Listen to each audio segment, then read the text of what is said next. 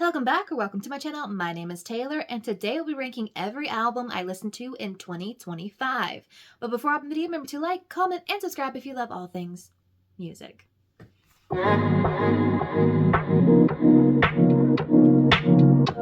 So on this list here, this tier list that I have going on here, I think I have about 38 to 39 albums on here. Did I listen to more music than what is represented here? On this list, yes, but these were just the albums that I felt like I had anything to say or speak on, and I did react to a lot of these albums, and if you want, they'll either be linked somewhere on the screen, in the description box, or you can go search my channel for all the different album reactions mentioned in here. But I've got some soundtracks, I've got the major hits of 2025 that I think everyone was talking about, also the major duds of 2025 that people were talking about. Now this is a disclaimer, opinions are loading, so if I did not like your favorite album or I loved your least favorite album, just understand we all have different opinions, and when it comes to art is subjective, so please be nice in the comments down below when you're telling me how much you love or don't love some of the things that I'm talking about. And to be fair, it's never that I actively hate something I'm listening to, it's just a matter of it's not my vibe. And I guess on that note, we should probably hop into the titles of my tiers, and then we can go through and rank all 30-something albums by going through my tiers. First off, we have at the top the one that's probably going to have the least in it, because when it comes to music, I am very, very picky. If you don't know anything, my Spotify has over 4,000 plus like songs. So I listen and consume a lot of music, but what actually makes my top tier, God tier on repeat every second of the day will be for the rest of my life. New all-time favorites are quite hard, and you'll see that very few of these will actually make it into that list. I think I have maybe we'll say 1 to 3 will probably make it on there. Then the tier down is on repeat. These are the albums that I still loved. I can't say that they've solidified God tier status for me yet, but they were still great pieces of art and work that came out this year, and I just need to yap about them. The middle tier was I was entertained. She did what she came to do. She left me entertained. She left me wanting to listen again. And overall, the album was just a great time, in my opinion. Was she anything special to me? Maybe not, but she was probably special to someone else. Then the fourth tier I have reserved for a little disappointing. These are the albums that it was hit or miss for me. I expected a lot from these artists, and I just didn't quite get the ones that I was hoping for. And you know what? There are like 2 albums that I know for sure that are going in here that may or may not be surprising to you and may be a little controversial. Then the last tier is, like I said, not my vibe. These are just the albums that overall I probably won't be going back to listen to anytime soon or anytime in the near future. These are albums that may grow on me sometime down the line, but as of where we stand right now at the end of 2025, which is December 30th when I am filming this, these are not the ones that I will be going back to. So yeah, I guess without further ado, let's start. These were really put in here just based off of when I saw them appear in my playlist. So the middle of this year really set off a chain reaction of great music, and one of those chain reactions started with Building the Band. If you didn't watch that on Netflix, it was a reality TV show where they brought together 50 contestants, and they essentially did Love is Blind only with musicians, and together they put 6 bands, and 5 of those bands have, debuted themselves into the public eye, and 2 of them released like full-length projects. The first one being Afterglow by Midnight Till Morning. These are definitely the breakaway stars from the group. They've been compared to One Direction and Five Sauce, but their music overall was great, and if you saw then my most streamed music of the year, you'll know that Ghost of Us was actually my 6th most streamed song of the year. Do I think it's in God tier? Maybe not so yet, but I'm trying to think. I don't know. For right now, I'm going to put it on repeat, because the most part, like 4 out of the 7 songs on that album are superb in my mind, and 3 of them made it on my most streamed of 2025. It's just like those top 2 tiers. It's really hard. It's really hard for me to give them. But if you haven't listened to these boys yet and you're looking for a new boy band fixation, I have reacted to every song on that EP, as well as you can go find them anywhere. Their tour in North America and the UK next year, the tickets are quite cheap from what I've seen, so you may be seeing me at a concert sometime soon. Then we have a pop masterpiece from this year, and it is Midnight Sun by Zara Larsson. I have always been a casual listener of Zara Larsson because she's been putting out great pop music for the past decade. I can't remember what her first album was, but like Ain't My Fault, Uncover, Wow, One Mississippi, None of These Guys. And then this year, her song Pretty Ugly was she was on repeat. She's still on every playlist I put out there. I think see, I'm going to put it in the middle tier. I was entertained because while I really did love some standout tracks from that album, the album as a whole I don't necessarily go back to as much as I do some of these other albums. But if you're looking for great pop music and great performances, go to Zara Larsson. Then we have our only holiday release in here, and that is "'Tis the Season" by Season 4. Actually, I lied. We have 3 building the bands on here. Now, "'Tis the Season." Season 4 was the fan favorite watching the show. Everyone wanted them to win. However, after watching Frequency do that final Have Mercy performance, I'm like, those girls are taking it, no doubt in my head. But I still love Season 4. And while they didn't give us a full-length, secular project this year, they have been putting out the Christmas music left, right, and center. And I will say, I'm putting it there because while I love Christmas music, I can't say that Christmas music doesn't necessarily stick with me the same way other music does, but for a Christmas album, she is solid. My favorite Christmas album I've ever listened to is still Sabrina Carpenter's Fruitcake, so one must live up to that next to Ariana Grande's, is it Christmas is Everything or something album? So they have to live up to that, but she was solid. If you want some new Christmas music, some great vocals, and these are the ones to watch. Season 4, I'm so excited to see what they do coming into the new year because they're also going on tour starting at the beginning of the year. So I'm hoping we're kicking it off with some new music. Then we have The Life of a Showgirl. I would be remiss if I didn't put this on repeat. I can conclude that as of right now, 2 to 3 months out after listening to Life of Showgirl, she is not my favorite Taylor Swift album. However, the pop masterpiece that is some of these songs, particularly Father Figure, Opalite, and I've really been listening to The Life of a Showgirl, the title track recently, they're just so infectious. They infect my brain and I simply cannot stop listening to them on repeat. My Spotify Wrapped told me that The Fate of Ophelia was my most streamed song of this year, and while after I factored in these November and December's facts, we knew that wasn't true, but she was up there. She was up there. In terms of if you are a pop girly, if you love glitter gel pen writing, if you love a love album, kind of like Lover, this I can see why Swifties would put that up there. My top albums have always been Midnight's 1989 and Reputation, which are all pop masterpieces. It's just obviously they have a slightly darker, grittier tone. Whereas on here, Father Figure and Cancelled kind of have that to it, but it definitely is much more of an uplifting album. And I just don't think I'm at that point in life. But she is on repeat. Love or Something Like It by Halle. See, this is such a hard one because Halle's vocals and the singles from this album are some of my favorite songs. They've been on my most streamed for the past 2 years, Angel, In Your Hands. What was the other song I'm trying to think of? What is the other song? It'll Come to Me Eventually. But those 2 songs consistently are my most played. But listening to the album as a whole, there aren't as many standouts as I thought there would be for me. And I think that's just a personal problem because everyone and their mother has been streaming this song and the album overall. I did react to this one exclusively on my Patreon, which is linked in the link tree down below. So it was an uncut reaction if you're just want to hear what I have to say. But if you're curious, my favorite overall outside of the singles is Overtime and maybe Bite Your Lip. This one is just a very sad album. If you are kind of in a bit of a toxic situation right now, I feel like Halle might or might not be illustrating the moment for you. Okay, then we're getting into our first soundtrack entry. So Disney Channel released 2 new shows this year that focused heavily on music. That was Electric Bloom and Vampirina. I have not finished Vampirina. I've watched 1 episode. I am 25. I am getting a little bit aged out of some of the shows that they are putting out. However, I feel like, you know what, it really just depends on what clicks and what doesn't. And for some reason, Electric Bloom just clicked. It is a fictional story about this, you know, very famous, like, young girl group. Girl groups were the win this year, that's all I'm saying.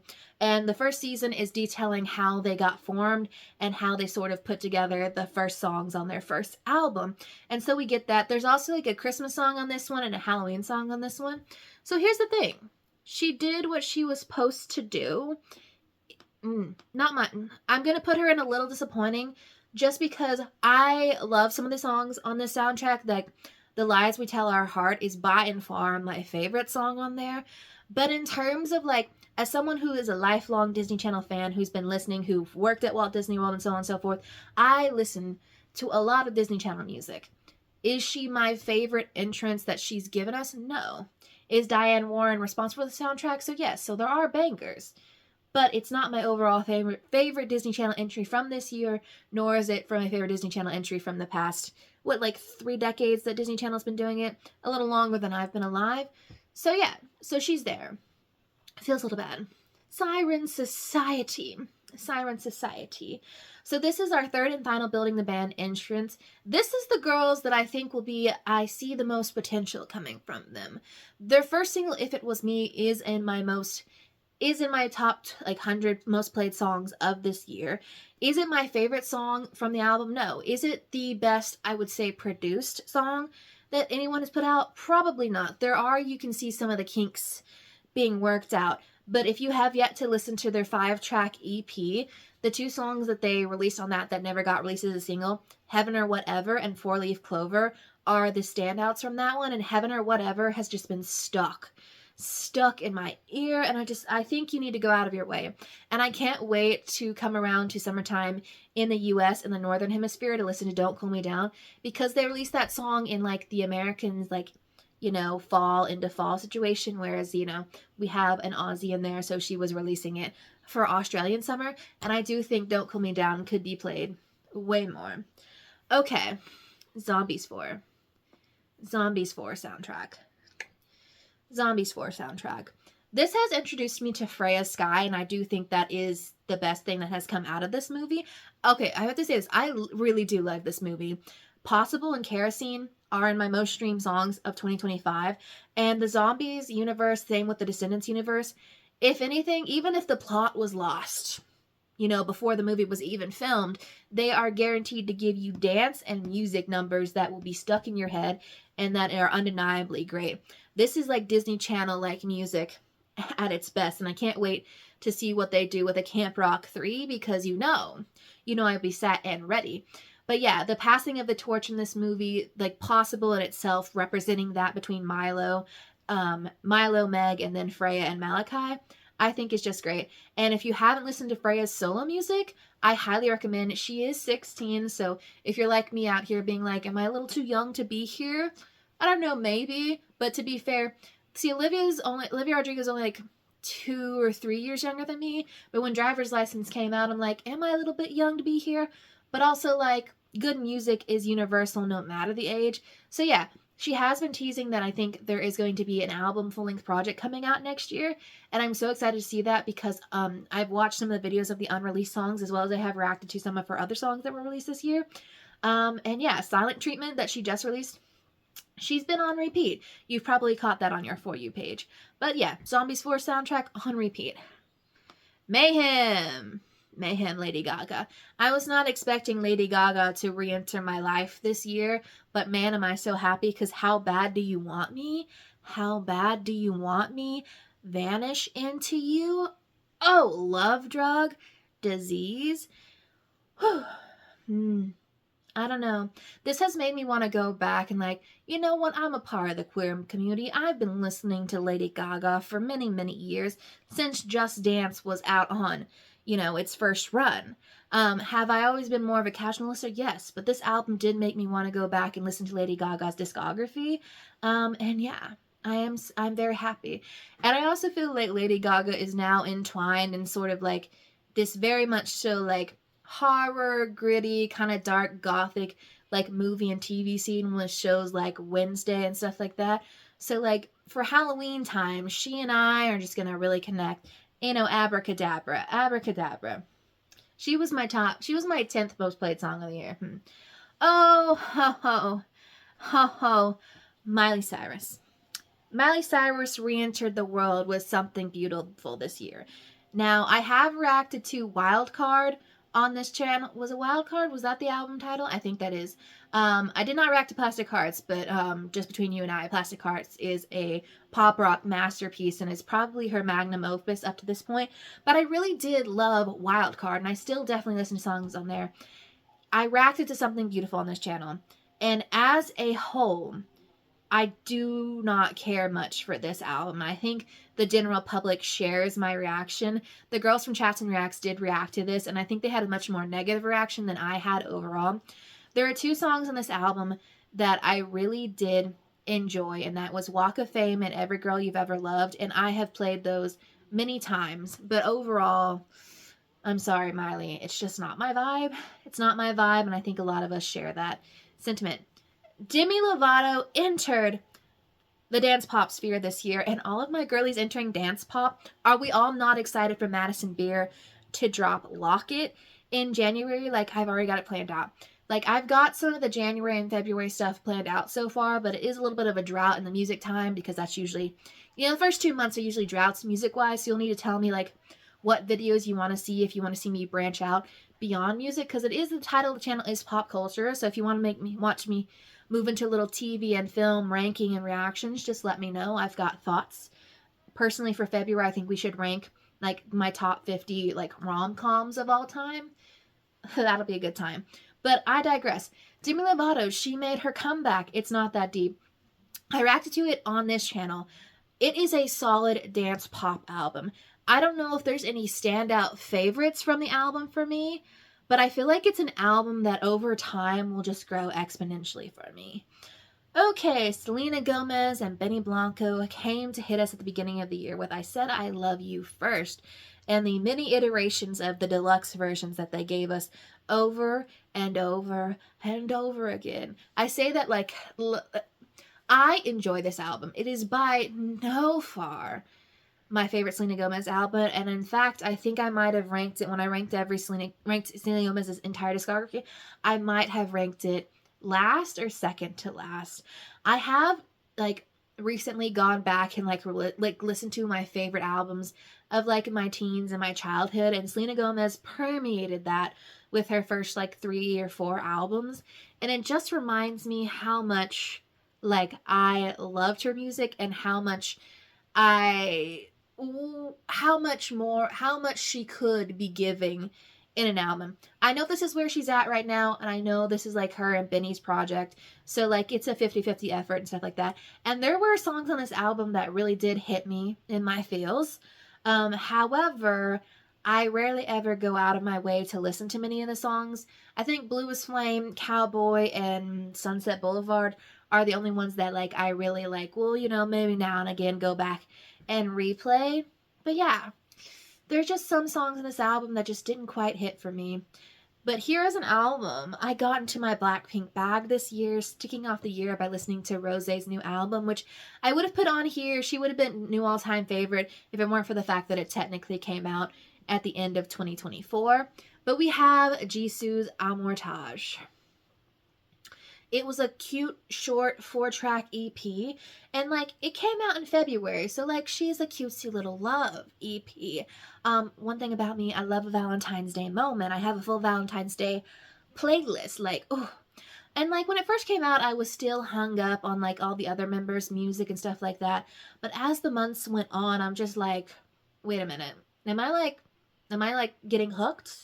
Like, Earthquake and Hugs and Kisses, like, they were on repeat. They did make it into some of my most streamed music of the year, and I think it's definitely an underrated album. I probably should have had a category for underrated, work here.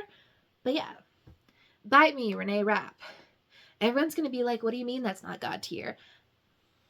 I don't know yet. I think the Snow Angel album might be God tier. She might be God tier for me. I need Bite Me to sit and marinate just a little, because while I do find myself going back to the tracks on here, and obviously this is like the second tier down, so obviously it's amazing. I feel like I keep batting between different albums, and Bite Me isn't coming up as much as some of the other albums that I'm thinking about here. So yeah, but Bite Me. Why people were telling us we didn't have songs for the summer. Renee Rapp was out here giving you banger after banger. I think it was just hindered by the fact that her album came out at the very end of summer, at the end of August. And I'm like, listen, if she had just dropped it like a month earlier, we would have had album of the summer. Like, listen, Leave Me Alone, Mad, Kiss It, Kiss It. Oh my gosh. I was supposed to go see her live, and then the show got canceled and all sorts of things happened. So yeah. Sorry, Renee. Kylie Cantrell out here with her Boy EP. She is another up and coming Disney girly like Freya Sky. She released her 7-track, then eventually became 9-track Boy EP, and she did perform some of these songs on the Worlds Collide World Tour. Now, I'm aware of the fact that how Disney let her perform these in front of a kid-centric tour, I don't know, because Denim Goodie Bag, I was just like, well, I know she kind of changed it up to make it cleaner, but yeah, she has like songs here like Raised by Anna. She has R&B pop flair. She's got a beautiful voice. If you've watched Descendants Rise of Red or was it Gabby Duran and the Unsittables? Like if you've seen those, you know she's got a great voice. She's a great dancer.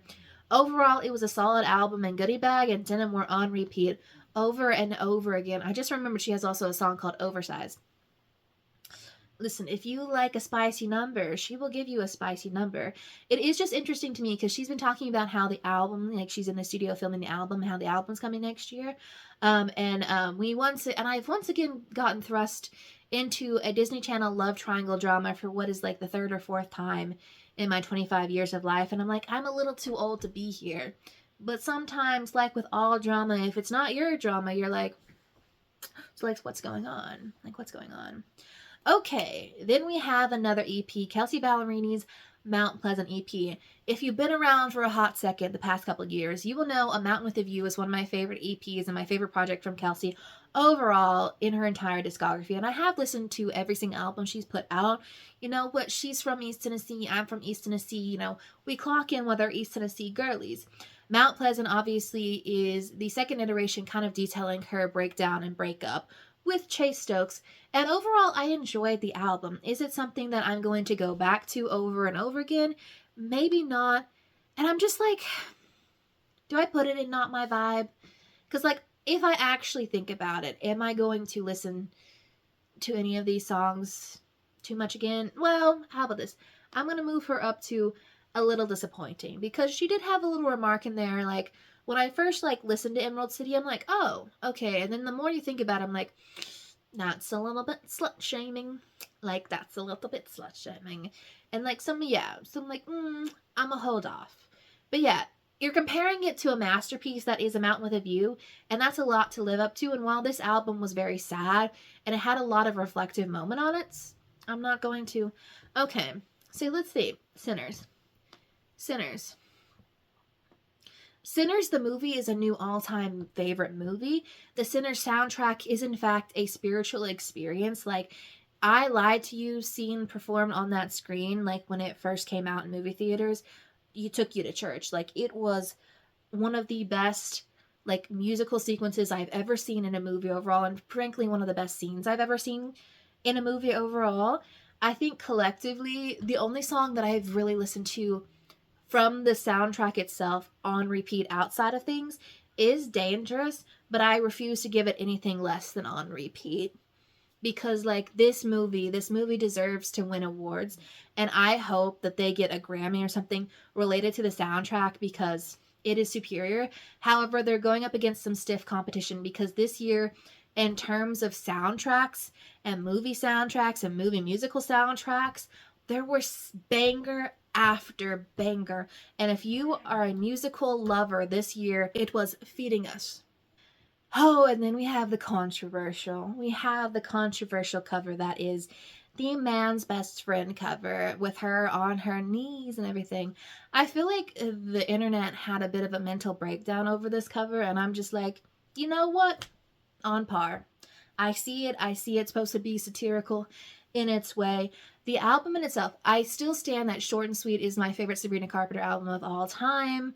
Like, the more this year has gone on, I think it's solidified itself. But Man's Best Friends only had a few months to go through the ringer, but she is still on repeat for me. She is still on repeat for me. There's just... We Almost Broke Up Again last night. Tears. When Did You Get Hot?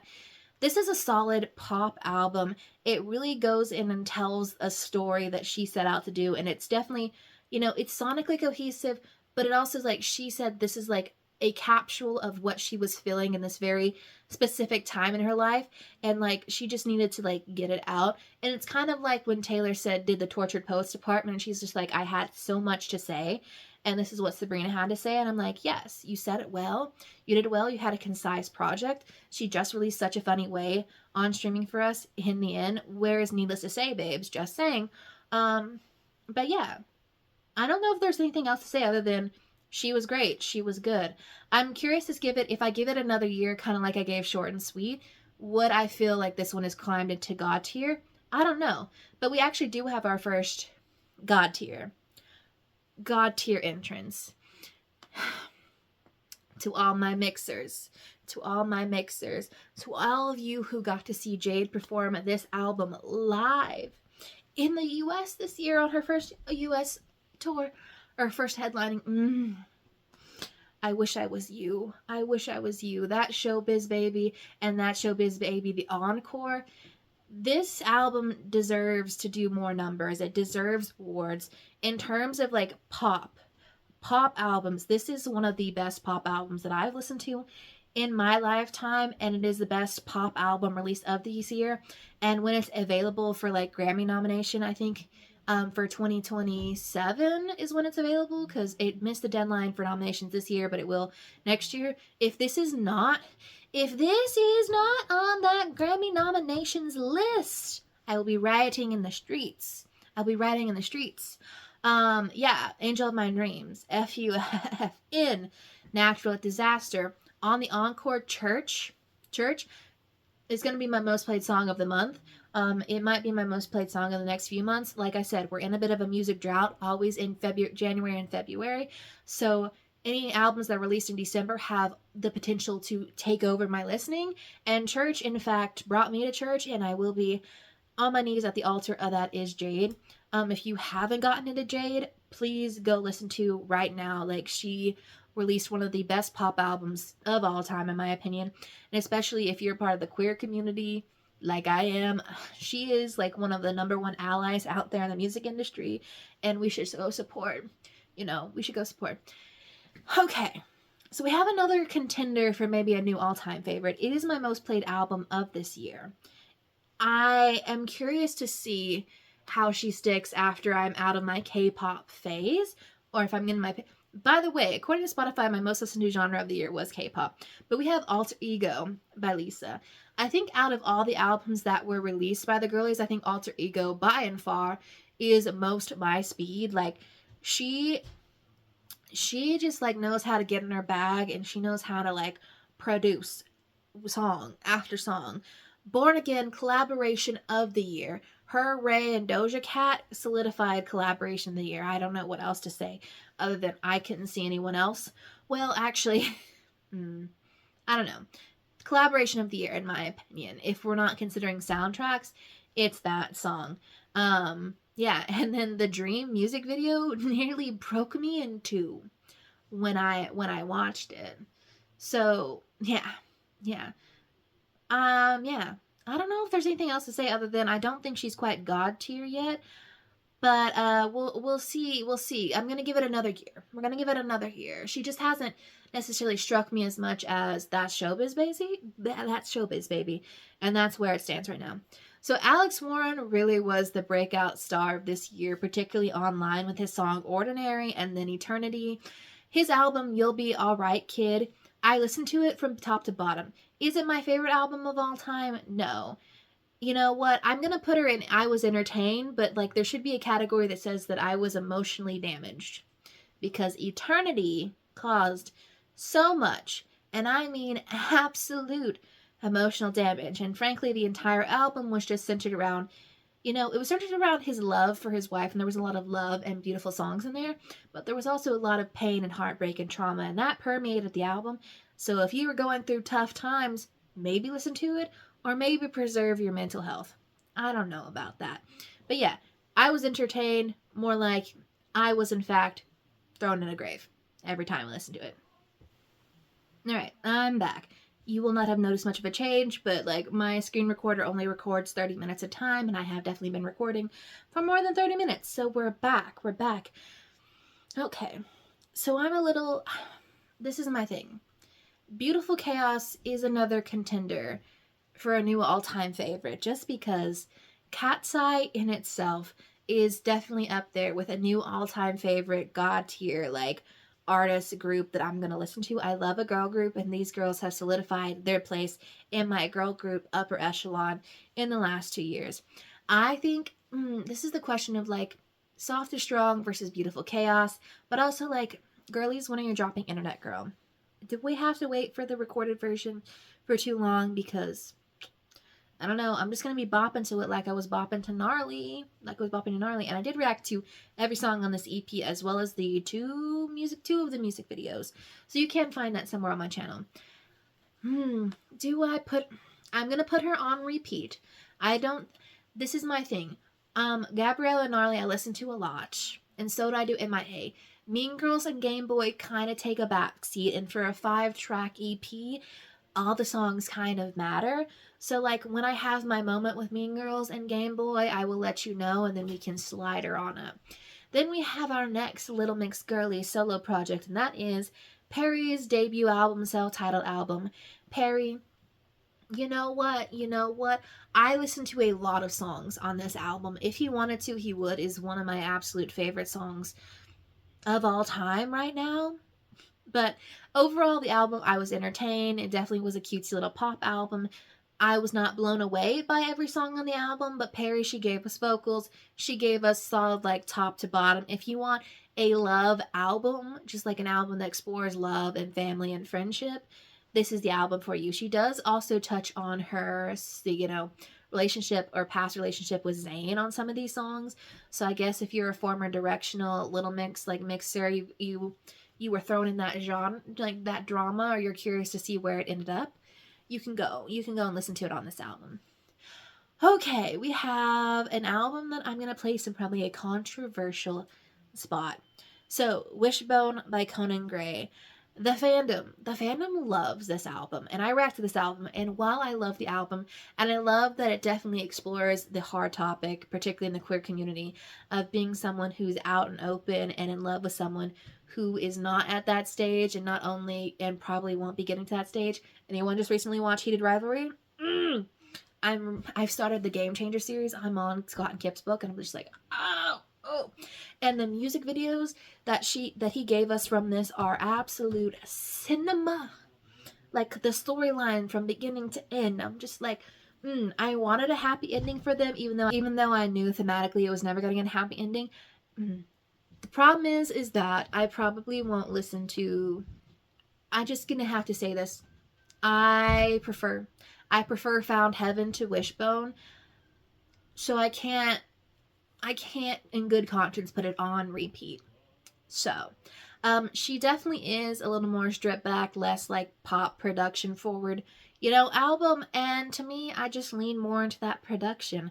If anyone's curious where I stand, I am listening to Vodka Cranberry on repeat ever since he performed it at the VMAs. I think the world has been listening to that song, and I'm glad that he's getting his moment in the sun, because this was definitely, like, in terms of albums, like, this is a summer album, and, like, why it just takes me off when everyone's like, where's the song of the summer? Like, where's the album of the summer? I'm like, they exist. You just haven't been looking or, researching.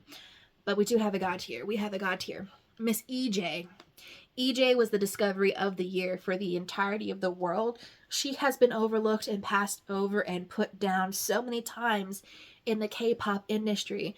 And the fact that she made her bag, she made her name on a silly little kids movie, or what was supposed to be a silly little kids movie, K-pop Demon Hunters. Like, girly, this was what you were meant for. And listen, I love that y'all are performing Golden. Like, it's the smash hit, it's the runaway. at every award show.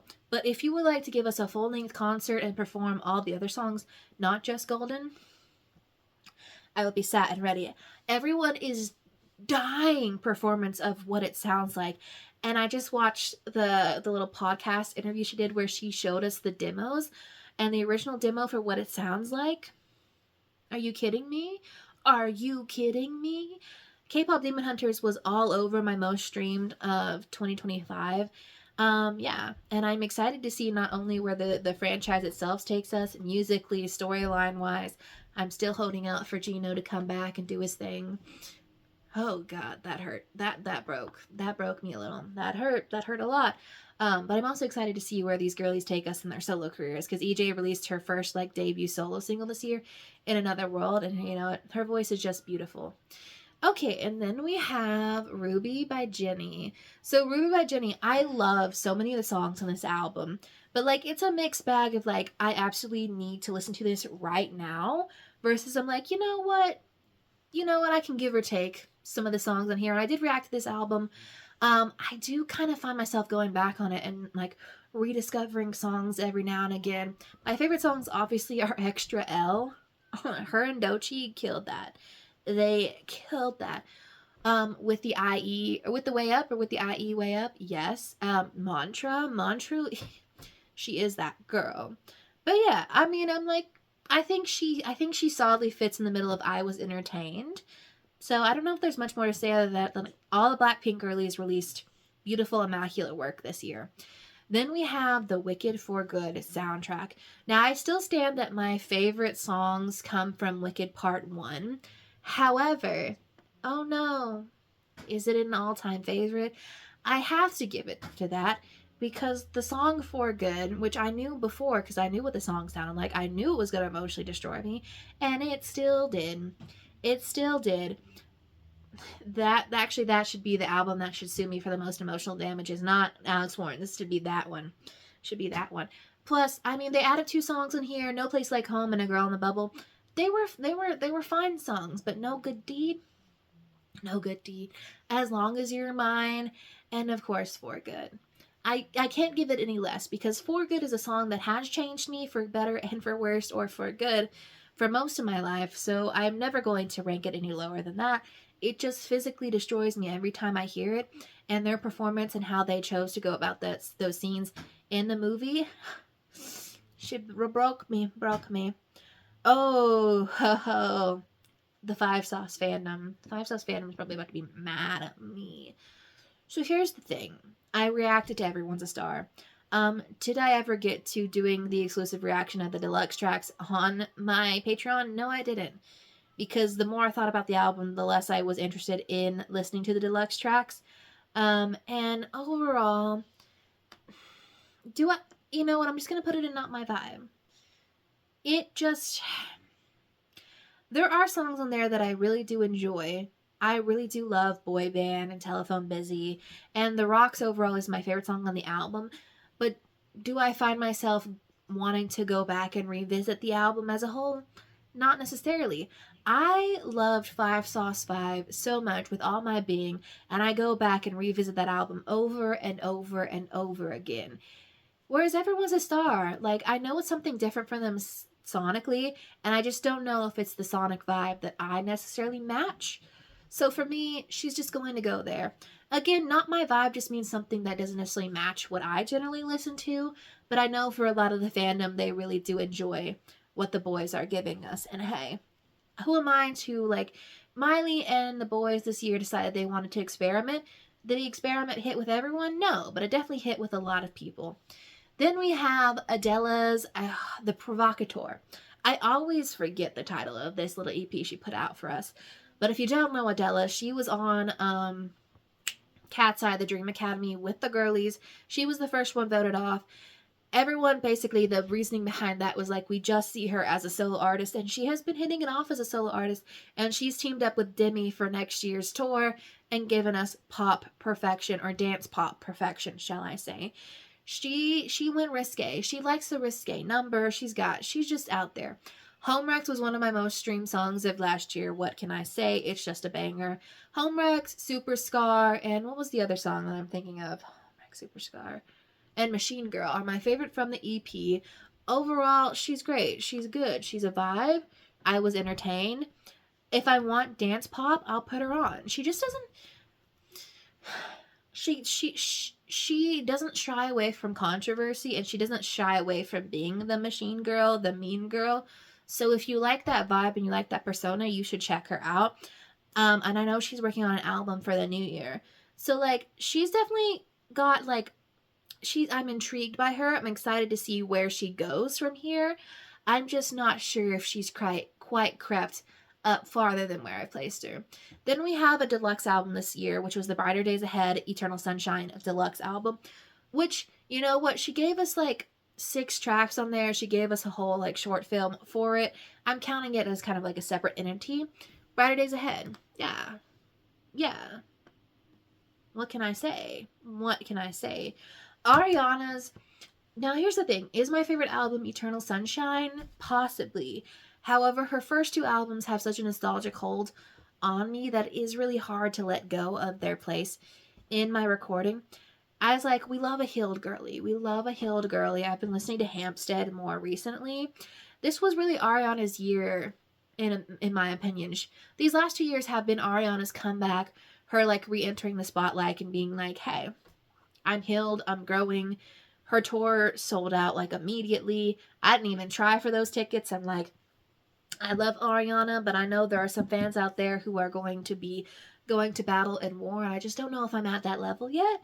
But to everyone who got tickets, I'm so excited for you. I hope everyone's safe and sound, and y'all get to really experience this. I hope Ariana's, she's finally reached a good emotional place.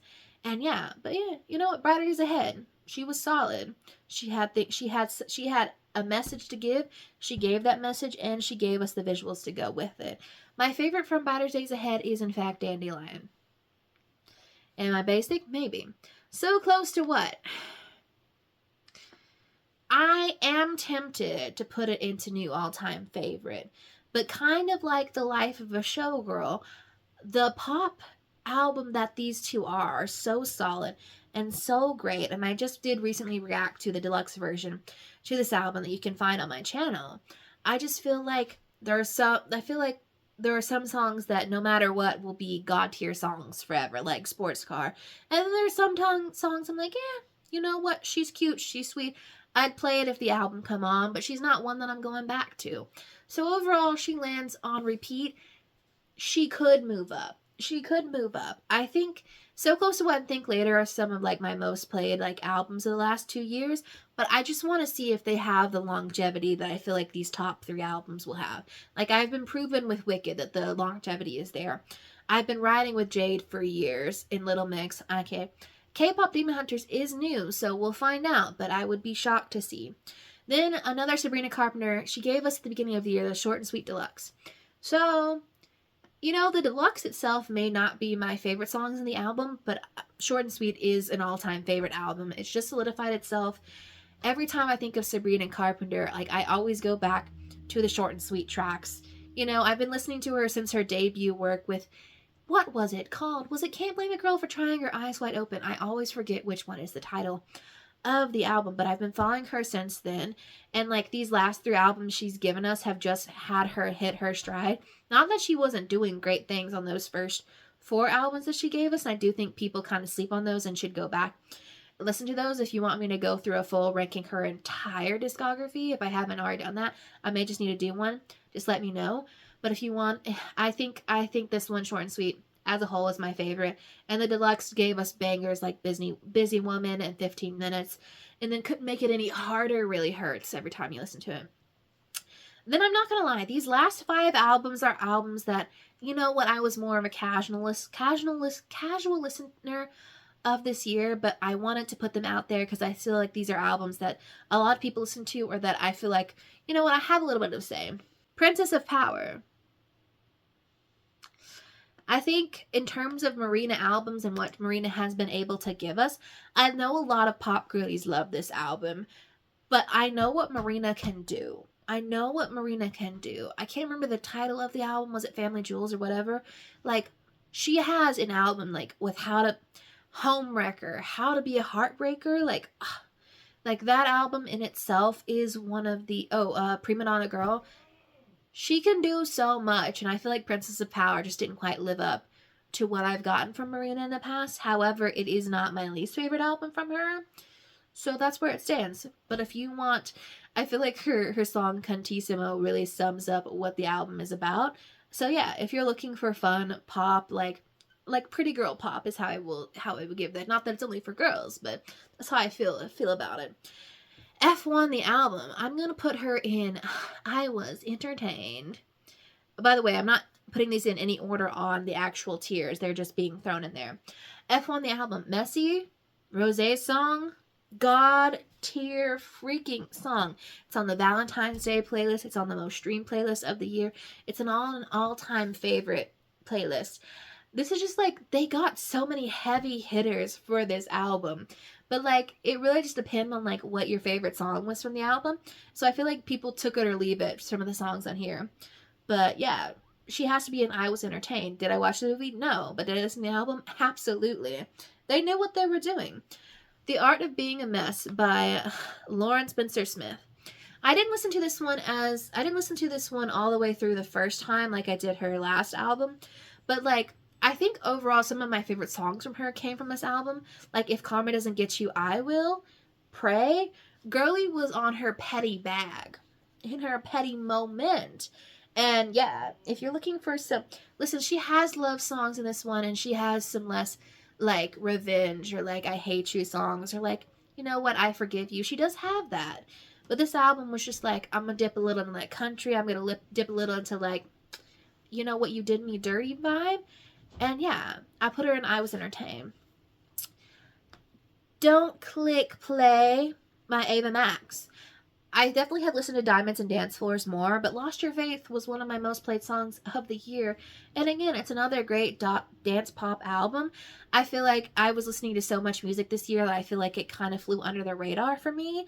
So I can't really speak more on it other than I really do love some of the tracks from here. She does solid, good dance pop. If I say dance pop one more time in this video, I think everyone's going to riot in the streets.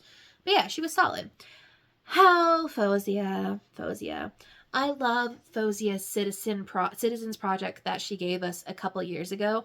And this album I definitely think was a love project for her and really her exploring her past toxic relationship. And Porcelain from this album, that song has been on repeat.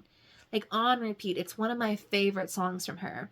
But overall, as an album, compared to all the other work she's given us, it's not my favorite and it's not my most listened to. Therefore, she was just a little disappointing for me. And I'm a little disappointed that we ended on such a bit of a low note. But I guess to sum it all up, my new all-time favorites, or I guess my top 4 albums of the year were That Showbiz Baby by Jade, K-Pop Demon Hunters, Wicked for Good, and Short and Sweet Deluxe. I will say, like, I'm not saying don't listen to any of these albums, but I will say the top 2 tiers are you must listen to absolutely right now. Like, what are you doing? What are you waiting on? The middle tier is like, I still want you to listen to these, but like, you can probably wait, you know, until you get through the first. The last 2 tiers of like, they may not be something that I would go out of my way to listen to or recommend, but you know what? If you know your taste and you know that any of these that I've described or that you've looked up sound like something that might be your vibe, go forth.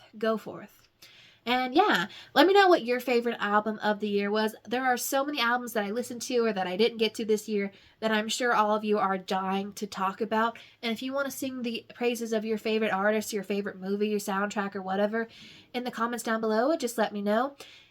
Let me know, I already mentioned this, let me know what you want to see in the month of January and February. Obviously, we've got Madison Beer's and Leanne's new albums in those 2 months, but we can expand upon some things.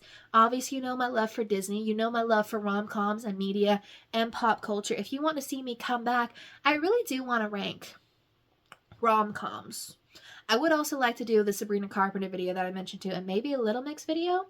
I don't know. Leave your thoughts, comments, and things of what you want to see in the new year, and I will see y'all. When will this video be coming out? I don't know. Either next year or in the next one. Because I'm filming this in December, but will this get edited before January? Probably not.